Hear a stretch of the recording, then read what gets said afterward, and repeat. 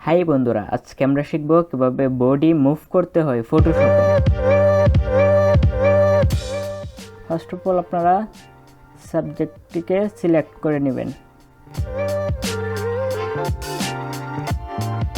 Select করে নেওয়ার পর আপনারা এটাকে ডুপ্লিকেট লেয়ার করে নেবেন কন্ট্রোল জে দিয়ে। তারপর এই মাস্কে ক্লিক করবেন, সিলেক্ট মডিফাই এক্সপেড, এটা আপনারা 5 করে দিবেন। ওকে, তারপর নিচে লেয়ারে আসবেন, তারপর এডিট মেনুতে ফিল, এটা আপনারা কন্টেন্ট এরর করে দিবেন। প্রেস ওকে।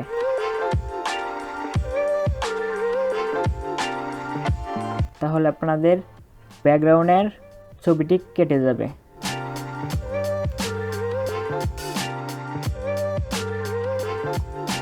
উপরের ছবি লেয়ার এডিট মেনুতে চলে যাবেন, পপার্ট ওয়ার্প, যে অংশটুকু আপনারা মুভ করবেন এখানে সিলেক্ট করবেন।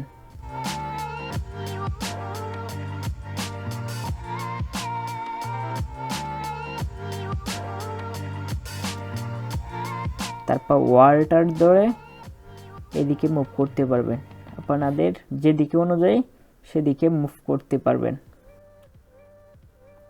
ওয়ালটার ধরে যে কোনো সিলেক্ট করে মুভ করতে পারবেন।